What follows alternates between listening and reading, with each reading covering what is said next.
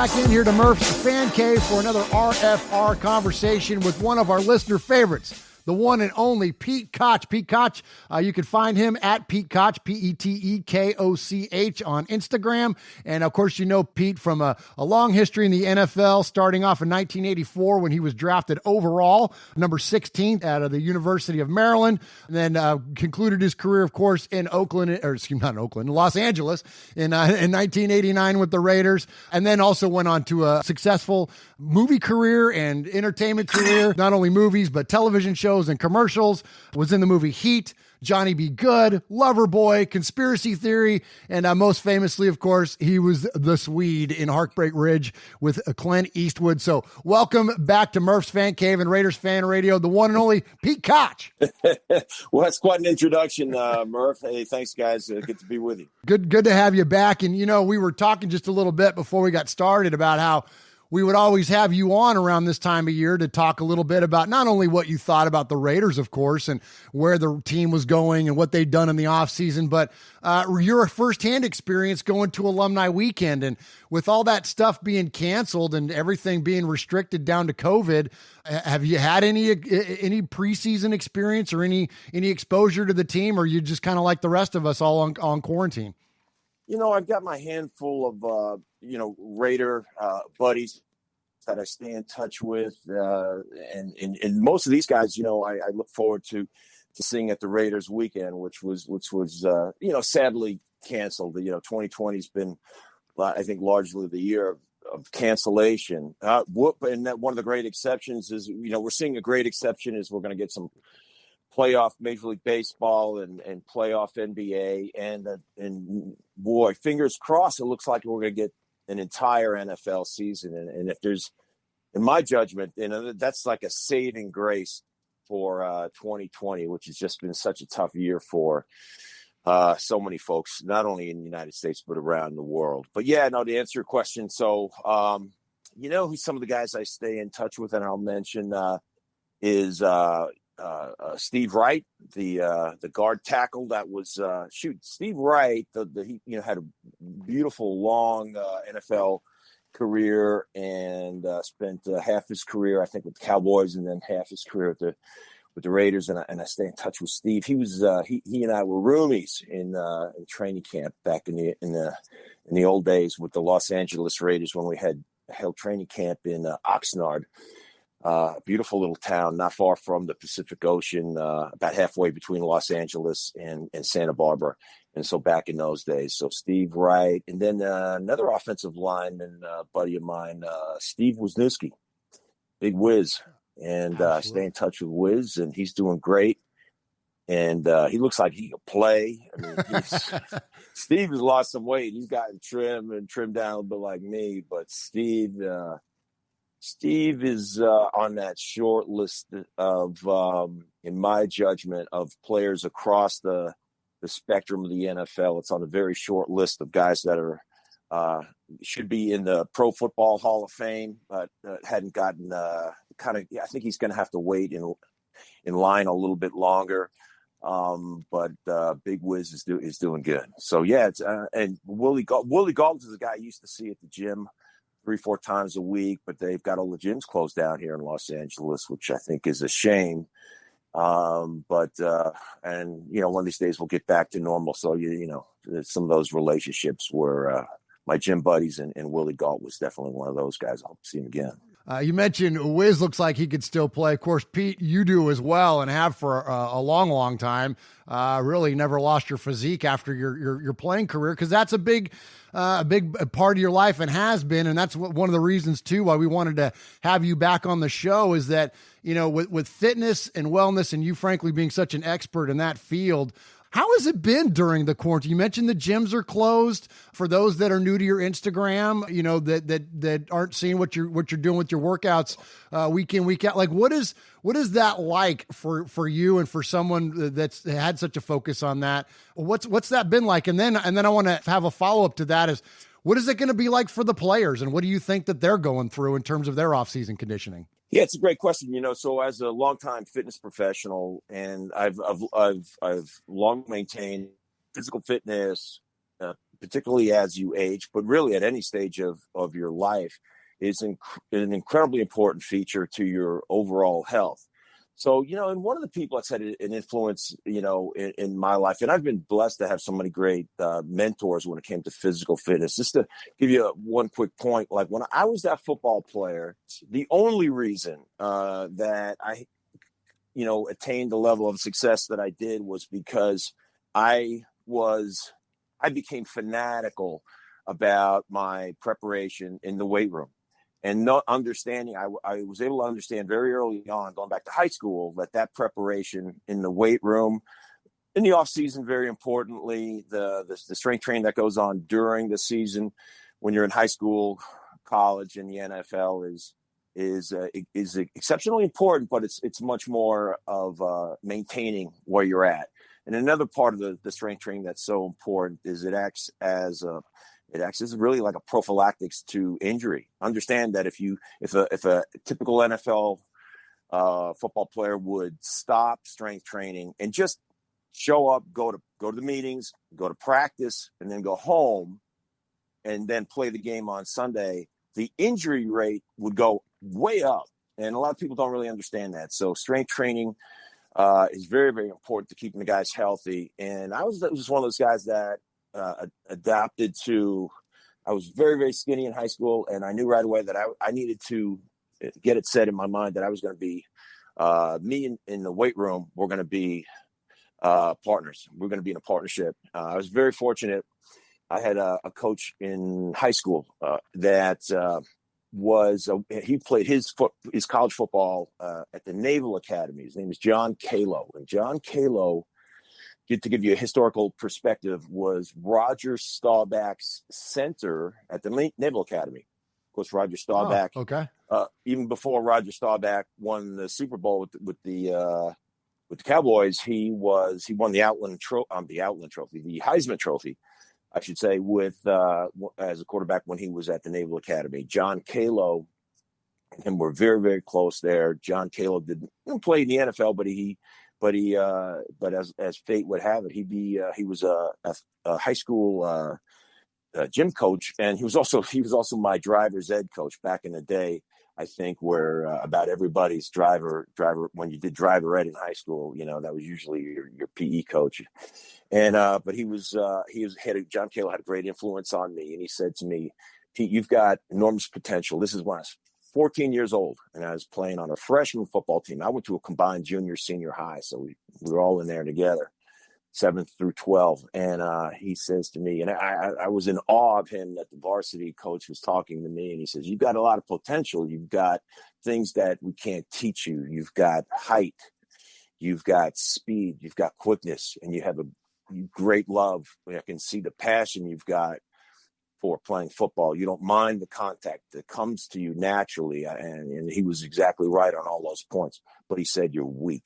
And that's plain language. Nobody at any age, at any time in anybody's life, male or female, nobody wants you to look you in the eye. No, nobody, a person in a position of authority to say to you, "Hey, you're weak." And he said that to me, and he goes, "But it's fixable. And you fix it by hitting the weight room." And we had the proverbial beat down. This is in the 70s.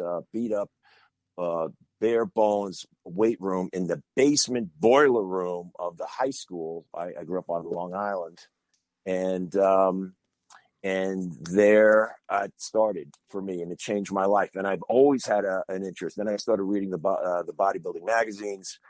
And I became a fan of bodybuilding. And then as I went to college, I learned that the way bodybuilders train and the way football players, in my case, a defensive end, should train were different. And but there was similarities there, of course, but they were different. And I learned a great deal from the outstanding strength and conditioning coach we had at the University of Maryland at that time, named Frank Costello. And then from there, I went to the NFL, and I kept on learning and building. And then I left the game with the incredible passion for maintaining the things that I learned, and a thirst for how I could not only I was not really interested in getting into strength coaching at the level of working with football players or athletes, but I was much more interested in working with the general population. And this was a way I subsidized, my acting career, quite frankly. So a lot of actors take a side job as a bartender or a waiter. And in my case, it was being a trainer. And I still do that to this day. And I work with people, and I'm passionate about helping people. And it's never been the two sides of the coin. Interestingly, it's never been more important, and it's never been more challenging to stay physically fit as it is during this COVID situation. And here we are in 2020. That's the reality of it. Statistically speaking, the numbers are coming out. People are increasingly gaining weight, working out less, and getting sicker here in the United States. And that's a tragedy. And I'm, trying in my own way through social media to reach out to people and to help them. Wow, that's awesome. And you from the first time that we spoke, you influenced my own fitness journey. And I've, over the past really couple years, 3 years, lost some weight, started adding some muscle, and really been putting in work, not only into, maintaining a proper diet, but getting into the gym. And it really had a big impact on me. I mean, I'm of a particular age now. I'm almost, I'm a few years from 50. And it's something that you said was, no one, when they get to be elderly or older in life, wishes that they would have done more cardio when they can't get off the toilet. And that really resonated with me, that importance of being strong and the importance of strength. Speak a little bit to the listening audience out there about the importance of what does strength training do for us and our immunities, and the things that during a time like this, during a pandemic, what are the things that we can do to benefit our bodies, not just in purely just the strength aspect of it, but the other health benefits of it? Yeah, that's a great question. And, when it comes to physical fitness, we live in, beyond the world of physical fitness, we live in a world of specialization. It was only 100 years ago that if you had a problem with your stomach, you had a problem with your eye, you had a problem with your teeth, you had a broken bone, or a heart condition, you went to one doctor and he took care of you. He was doing all that stuff. It wasn't even that long ago. But this, in the day of specialization, that you could pick one little small area. You could say you have an orthopedic problem. It could be you might go to one orthopedic specialist for your knee, but another guy that all he does is ankles. And another person, all they do is deal with orthopedic problems of the cervical of the spine. It's so very highly specialized now. Certainly, you have an eye doctor separate from your ear, nose, and throat doctor, separate from, and it goes on and on and on. When it comes to physical fitness, it's become, in strength training, it's become very much that way too. So there's strength coaches that specialize all over the country in things like tennis, preparing young teenage athletes to advance their ability in the sport of tennis. Just specialize in that. Others gymnastics, others distance training, distance running, or triathlete has its own sort of a culture of trainers. And certainly football and the power sports have those trainers that are specifically qualified for that. I, on the other hand, am a proud generalist. I think I can help, and I know I can help people all over the place. And if you wanted to really drill down because, you had a son or daughter that was, an adolescent and that really wanted to excel in one very, very specific area, like I said, tennis would be a perfect example. I'm not that guy. I don't live, breathe, and sleep tennis. And understand something. When youth, it's worth mentioning that youth athletes should have a broad approach. I think a better example would be to say, by the time you get out of high school, then you really need to start to specialize. So if you went and you watched tennis players at the university level, they should have some pretty specialized training, and it should be separate and distinct from the training. A female tennis player, that training should be separate and distinct from, for example, a female shot putter. It should be quite different. And that's where it gets highly specialized, particularly as we get older. And the way that Serena Williams would go about her strength training would be very much tailored to exactly what she's accomplishing on the tennis court. But me, I deal with the general population, and there's no need for specialization. In fact, specialization will work against you. So I want to help people globally get generally more physically fit and stronger. To that point, trainers consider all the systems of the human body, and we focus on the skeletal muscles. We focus on the bones. What skeletal muscles do? They pull muscles into position so that we can walk, and we can push and bend and squat and do all these things. And then what really makes that work? The signaling comes from the brain, the central nervous system, defined as the brain and the nerves that innervate the muscles. So I'm really concerned with those subsystems of the human body, and then just putting all that gobbledygook aside and getting people excited about the fact that we're going to exercise. It'll be strength centric, and I'll tell you why in a second. And just to make you move, to help you control your weight. 74% of the population, the adult population of the United States, is overweight. It's no good. So we live in my opinion, the greatest country on earth, with the greatest technology. I don't care what anybody says. I got in this little back and forth on a social media thing where this guy's apparently like a nurse practitioner or something. And I said, we live in a country, I'd made a statement, where we have probably the greatest medical advances, technological advances. This is where Microsoft came from. This is where Apple come from. And he challenged me on that. And he says, well, we rank something like 46th or something, or hit some statistic in the world in medical, I don't know, issues or something like this. And I said, okay, I accept your challenge. So if you or your loved one, your spouse or children were very, very ill, where would you go? Because people from all over the world are coming here. Coming here. That's exactly right. Yeah. So he dodged it. He didn't answer the question. He dodged it. But that's how I feel about this country. It's an amazing country. I love this country to death. And yet we do have a problem with a big percentage of the population being overweight, and all the problems. Understand the consequence of being overweight. And then so again, 72% of the population is overweight. 42% is clinically obese. Clinically understanding that if a doctor measured this in a clinical setting, in an office, in a doctor's office, 42% are obese. And all of the disease, the metabolic disease, for heart disease, being obese, even being overweight, but forget that for a second. Just being obese is going to, in and by itself, act as a contributing factor to a host of diseases: cancers, heart disease, things that could lead to stroke, many different kinds of cancer. And sometimes that's confusing. I think I can help people understand this. Why? Understand something. When we think of, it's not unreasonable to think of adipose tissue. These are adipocytes. This is the name for fat cells that we have in our body. Okay. It wouldn't be unreasonable to think about, if you looked at a steak, big T-bone steak, and you saw that it hadn't been trimmed yet, you would see it was rimmed with white. So the meat is red, it's uncooked and red, and there's this fat that borders it. And that is truly, so understand that's, so what is a steak? A steak is the muscle tissue of a cow. Make no mistake about it. That's muscle tissue.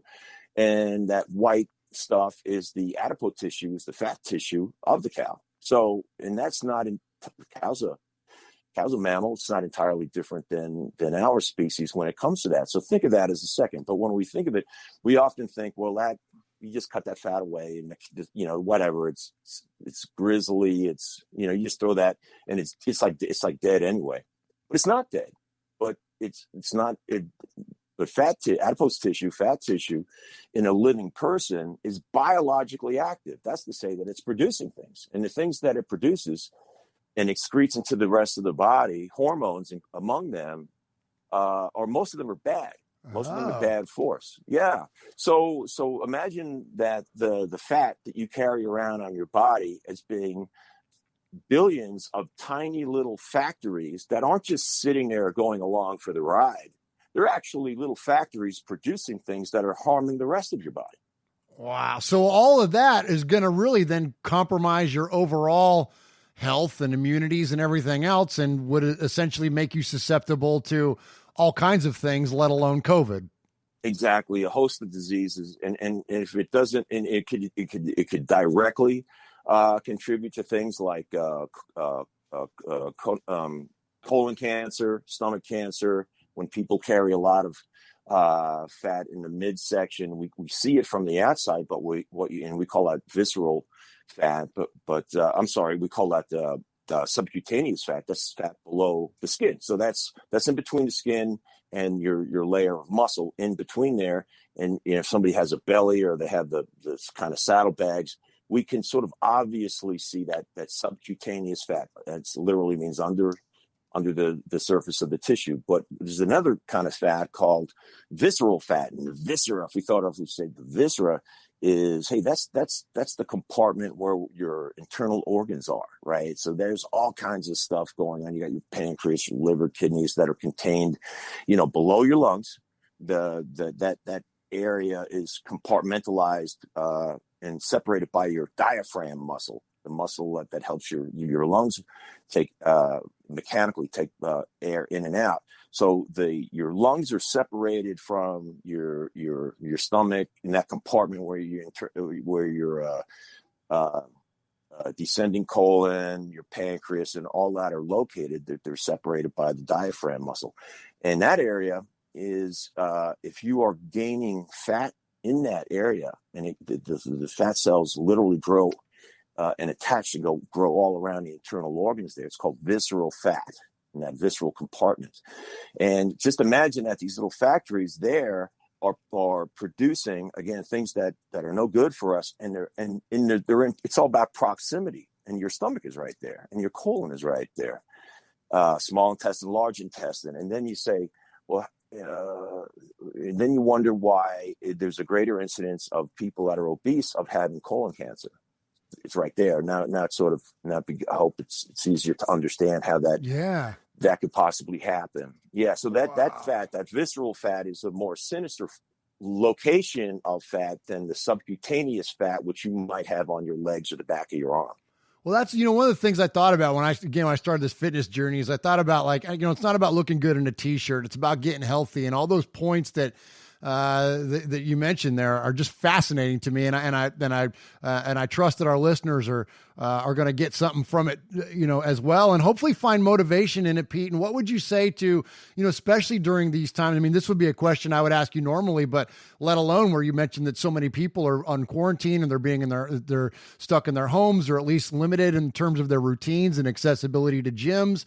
What do you say to the men or women that are, that just need to get that first step? Like, what's that first motivating step look like, or what advice would you give to someone that, in terms of just what can they do? Is it something as simple as getting out and taking a walk, or what would you recommend? Good. So let me just set this up by saying this. Number one, 99% of us in the population right now are at no particular risk from, again, the statistics on this COVID are being so convoluted and so misused. Amen. So I'm doing a lot of research and listening to a lot of the smartest doctors out there. I'm not making any decisions with patients, and that's the domain of medical doctors, and I'm good at staying in my lane, but that doesn't mean I can't think critically about what's going on here. So 90% of the population is safe, and they should take reasonable precaution, but exercise is so important to the total equation. We know this as well as anything, is that the people that are truly at risk, and let me just define something. It doesn't matter how many people, this many people in the state or this city tested positive, because what's happening, these numbers are getting so confusing to people. You're hearing things like tested positive, got COVID, was a positive test, got sick, used interchangeably. They all mean different things. Yes, absolutely. 50% of the population, maybe more, will get the COVID, acquire the COVID to their system and never know it. And I might be one of them. I don't know. But it's a whole bunch of people. Well, here's what matters. Two categories. How many people get hospitalized? Why? Because that puts a burden on the medical system that we have to be very, very alert to. Number two, obviously, how many people die? Huge numbers of people have died in the assisted living home. So let's just be clear. We're not talking about an old age retirement village where lots is a golf course and this and that. We're talking about an assisted living home. What does it mean? To live, you need assistance. Let me talk in plain language. For most of these people, it means they can't get off the toilet. When you can't wipe yourself, you need an assist. You can't live alone. That's simple. That's it.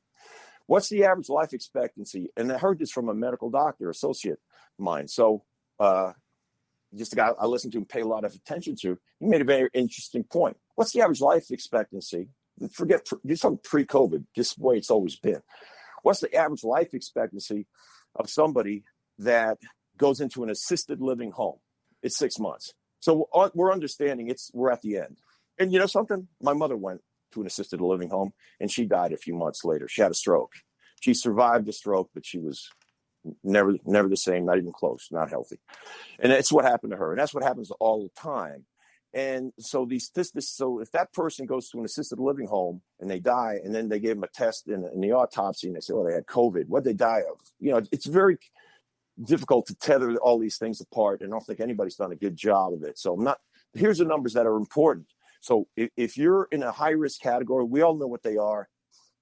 It has more to do with your metabolic age than your chronological age. If you have, and this is going to be very interesting. There's no exacting numbers on this, but I say, if you took somebody standing next to each other, one was 40 and one was 80. I got a buddy who's 86 on 0 medications, lifelong bodybuilder, one of Arnold Schwarzenegger's early training partners, a guy named Chuck Mahoney, 86 years old, fit as could be, sharp as a tack. And I know, and I got a buddy who's 46, who's 100 pounds overweight, type 2 diabetes, major risk factor on both accounts. I would say Chuck is, everybody should take the precaution necessary. But I'm saying that the 46-year-old with type 2 diabetes who's 100 pounds overweight is at greater risk of dying should they get COVID than an 86-year-old buddy of mine named Chuck. And because of their chronological age is one thing, but their metabolic age is completely different. And these are the things we need to consider about as a society. And nobody in the political spectrum is mentioning this because of, I don't know, the only thing I can come up with is if somebody points out that this percentage of people that are obese, and understand obesity and type 2 diabetes are connected at the hip. That's why there's a term called diobesity. And but nobody in politics, or even, I don't get this, why even the medical doctors that we see paraded around on TV, they won't address the subject. I think it's because people don't want to be accused of fat shaming. But obesity isn't fat shaming. Obesity is a clinical reference to categorize somebody, no different than saying this person has type 2 lung, small cell lung cancer, which is what a friend of mine died of. So I just happen to, unfortunately, have that number. It's a clinical name. And so with people afraid to put a clinical name with the best and the brightest in the medical community, so many, not all, but so many afraid to put the name on it. A lot of people are scared to death. People that are metabolically young as well as chronologically young have nothing to worry about, next to nothing. I heard a statistic that if you're college age, you have a statistically greater chance to die in a car accident than you would die of 2019. Right. So I don't know any parents that are keeping their kid at home from going to college because they're saying, no, I'm not going to let you go to college. I'm afraid you're going to die in a car wreck. I haven't met that person yet. And hopefully I won't, because that's not rational thinking. There's no way to go through life. So I just want to encourage people that if you're listening to this and you know what they are, if you've got a pre-existing condition that's type 2 diabetes, that's respiratory disease, COPD, asthma, go down that list. If that's you, stay home. Talk to your doctor before you make any decisions about exercise and where you should be doing that. For 99% of the population, I'm saying you got to figure out how to exercise by hook or crook. If your gyms are closed in your area, like they are mostly here in Los Angeles, then you're going to have to figure out other ways to get things done. Get some equipment at home. If you follow me on social media, I've got ideas. I'm working out most all the time for the last 5 months outside in a park with some bands and 3 sets of dumbbells. If I can do it, why can't you? Yeah, it takes a little bit of your imagination. It takes a little bit of, thinking in a way that you're not normally accustomed to. If you're the type of person that normally drove to the gym and took a group exercise class where somebody stands in front and they teach you, you're stepping on the box and the music is going and you're getting instructed. I understand it's difficult to go from that to try to figure it out on your own. But that's where we're at. I'm not the only, fitness, influencer out there. Find somebody that you can relate to. Maybe it's a woman that trains in a certain way that you relate to. Do it. There's just no other there's no other way to phrase it. You just got to do it. And in this day and age, with so much free information available to people on social media, there's really not an excuse to say, I can follow this workout. I can do this. Get an app. I do my humble little way of giving back, as you guys know, I call it Making You Better 30 seconds at a time. And I just give out free information. It's always free when it comes to physical fitness. So I've been blessed to have so many great mentors. I've done a lot of hard studying myself. I keep up with fitness trends, best practices. Nobody's perfect.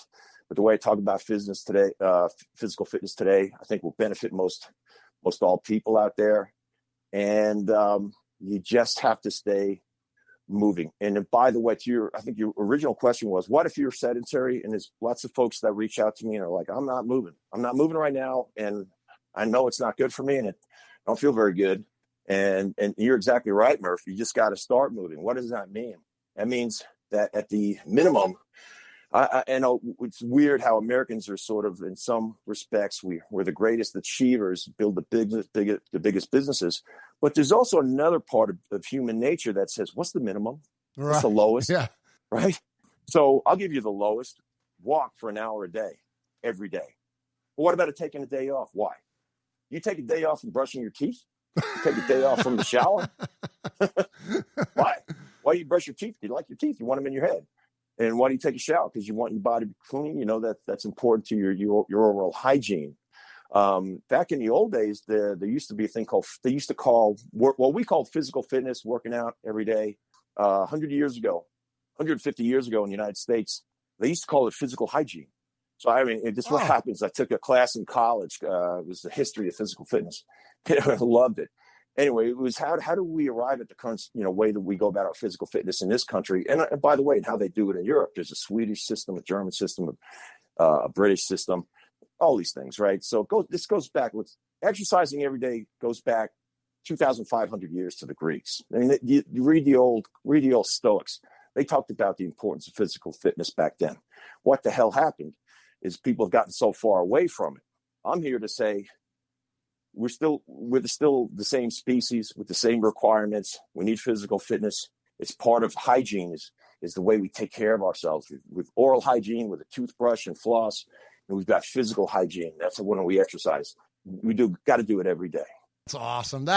Great advice. And yeah, Raider Nation, get out there, get moving, man. It's so important. And Pete mentioned his social media. It's at Pete Koch, PeteKoch. And those Instagram videos are great. They can be excellent motivators for you. You'll see that he's being creative out there, always getting those workouts in, and definitely take him up on that and appreciate that advice and all those words, Pete. That's great stuff. And hey, I want to be sensitive to your time, but I do want to talk to you a little bit about the Raiders a little bit. And I want to hit you with a question that I think is right in your wheel. I know it's right in your wheelhouse. The Raiders drafted last year Max Crosby, and coming out of Eastern Michigan, one of the things that he was told was he's got to get stronger. He's a big, lanky guy, plays defensive end, same position you played, and he was told he needed to get stronger, and yet he still posted 10 sacks last year and was frankly on the short list of Rookie of the Year. Now that so he's got another season under his belt, another off season, and I don't know how much muscle he's put on, but he's visibly, you could see that the guy has put on weight and he's put on good weight. What is the application of that? What is that? He's already got this productive rookie season under his belt. What is the additional strength and muscle? What tools does that give him? How does that translate to better on-field performance? Well, I'll be the first to tell you that adding I love the way this guy Max plays, and I really enjoy him. He's in a way he reminds me of a taller Howie Long, but he's very much got his own style, and the way he attacks the offensive line is fantastic. And I want to be clear that my first reaction to your question, which is really a great question, and it really lights up the part of my brain that thinks as a strength and conditioning coach, but also thinks as a guy that was there. I made all those mistakes. There's plenty of mistakes to be made in the weight room. I think that the strength and conditioning coaches in the NFL, this is 35 years after I played, I think they know more, they're better, because you get stronger, if you measurably stronger. Hey, you came into training camp last year and you bench pressed this much, you squatted this much, and whatever, however you want to measure that. But these are sort of undisputable measurements of your strength, and the scales and everything, and then testing your body fat as a percentage that would give it. I don't know if the Raiders do that, but that would give an indication of, hey, did you gain fat or did you gain muscle, or how much of this or that, and but just to say we need you to lift more weights as a general statement is a slippery slope, because what happens if you're the strength coach and that's your edict? And by the way, if I was the D-line coach and if I was the head coach, I'd want to be in on that conversation. But I don't know how they do it with the Raiders. I mean, that's unique to every organization. But if the strength coach says, hey, here's what we want, or we want you to gain 10 pounds of muscle, or we'd like to see your, if you're bench press, I don't know what the guy bench presses, but if you could just increase your bench press by 50 pounds, because we know some of the guys that are going to the Pro Bowl, they can all bench, 450 pounds, and you can only bench press 375. I don't know. The conversation could go something like that. Okay. You need to be very careful, because what if his production goes down? And you thought you had a great, how could you go wrong? You said, well, we want you to get stronger. We want you to add 15 pounds of muscle. Well, I'm telling you, this guy's knocking on the door of the Pro Bowl now. And he's only played 1 year. I know how difficult my first year was in the NFL. I wasn't half the football player that guy was. Not half. So he came out of the gate so strong. I'd be very, very careful. You don't want to do anything to disrupt the natural progression of an athlete of his level. He's 22 and now he's 23. You got to be very careful. You can really get somebody going. I saw many guys that were really promising in college that were known as like Johnny Bench Press, and they never made it in the NFL. You don't want to be the next Johnny Bench Press. And then one other thing that goes along with that, and I said this earlier, that strength training combined with stretching, or they do stretching in a little bit more sophisticated way. You're actively stretching, which is sort of active mobilization. These things done correctly together can do the best job you could hope for of preventing an injury. Okay. And what if you said, look, we want you to do more strength training. And if you just think of it for 1 second, your frame is only whatever size your frame is. We're talking about big men, but whatever. And, but just because two guys are both 6'6" doesn't mean their frame is the same size. Like, there's a great example. A great example, like for me, would be a guy I played. I'm trying to think of. There was a guy I played with in Kansas City named John Alt. He was a tackle. He went to 5 Pro Bowls. He was a first-round draft pick tackle. Terrific guy. Played at Iowa, and we're the same height. And I played my whole career at about 275, and he did the whole, and he weighed 310. You know what? But his, like, everything about John, we're about the same height, but everything else by any measurement, the size of his, the things you can't change. I'm not about his waist, or you could build up your chest measurement, but you can't change your wrist, you can't change your ankle, and this guy was like 1.5 times me in his bone size. So you have to sort of assess all these things when you're trying to optimize, what you can get out of that athlete. So that's the way that's a long answer to a way that I would want to manage, especially an athlete who's this young, who's just so promising, and he's on the launch pad. 6 years into his career, conversation is different. But right now, I'd make small adjustments. Okay, good deal. Well, he's exciting. I mean, the Raiders need a pass rush desperately this year, and we look for Cleve Farrell and also Max Crosby, these two young studs we got to just really take over this year. I think we got a lot to look forward to, and hopefully they've done that. That the increments are small, and that any of the things that they did with them to build that strength, they're translatable. Does that help you just create separation from tackles, or what would be the desire of that for them? Yeah. So, it's really, first up is playing the run. It's going to give you more. It's going to give you more of that power, because you're already lined up against a guy that 100 times out of 100 is bigger than you, right? That offensive tackle, or for that matter, the guard. And I know he lines up over the guard too. So these guys, so you got to say, they don't have to move as far. That offensive line, they can afford to be heavier, but they play with enormous power. And there's a certain point, like that's where people say, sometimes people would say, they go, well, look, the quickest, fastest guy on the team is a defensive back, is a corner. Why not just line him up and make him a pass rusher? Well, just because he is a cornerback, quicker off the ball, faster than Max. Every corner in the league is, but they wouldn't be any use, because there's a combination being an elite pass rusher where there's the cornerbacks just don't have enough power. So when the tackle engages you, you get stuffed, you get stopped. So there's that fine line between Max, what he brings is this length, the long arms, the levers. He's explosive off the ball, and he also plays with enormous power.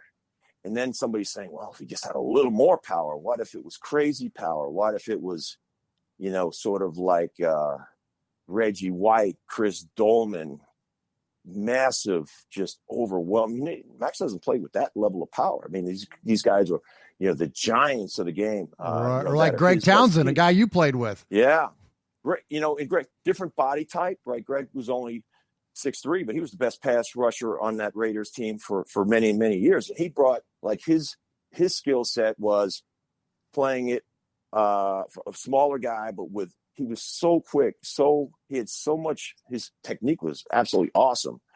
And right. I'm just comparing Max to kind of more body type guys. I got you. Yeah. Yeah.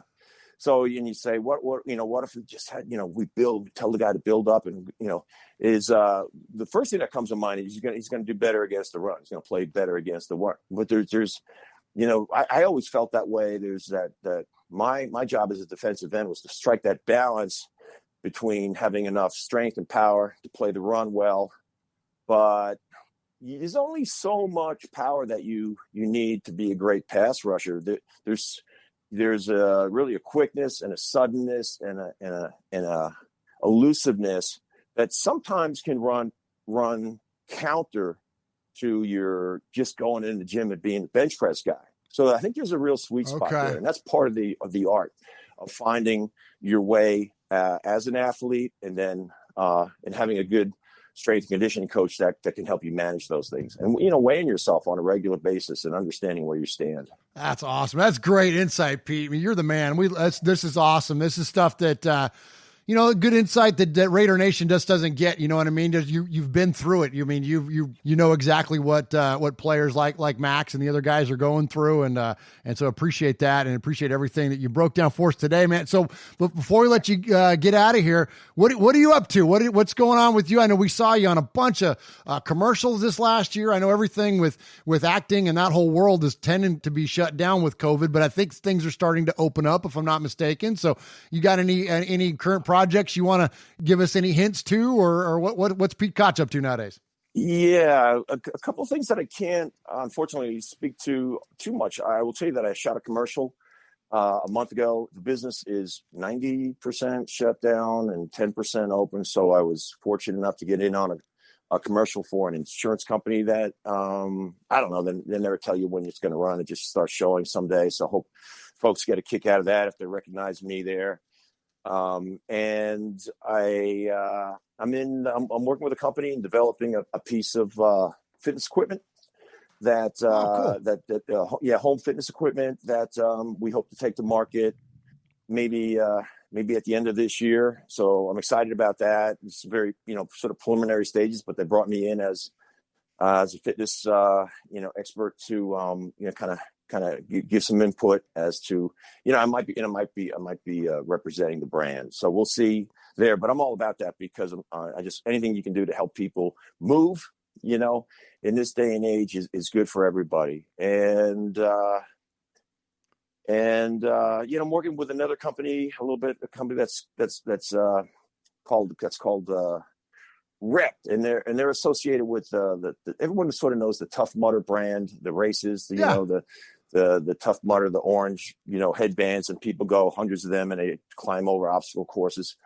And so I'm working at that company. Tough Mudder is spinning off an app which helps people find the right trainer in their region, somebody that's really credible and that can offer the type of training that they're interested in doing, which is, it's needed, right? So some people want a one-to-one training environment, and other people are like, nope, I'm not even comfortable in one-to-one training. But what I'd like to do is get to my gym is closed, but get to the park, and if there's like a boot camp type of training where I could get out there and run around with some people, because it's one of the first things I always tell people. If you feel like you're unmotivated to even be doing much of anything at all, find somebody to help you do it. And that can be in the form of your spouse. That could be a friend.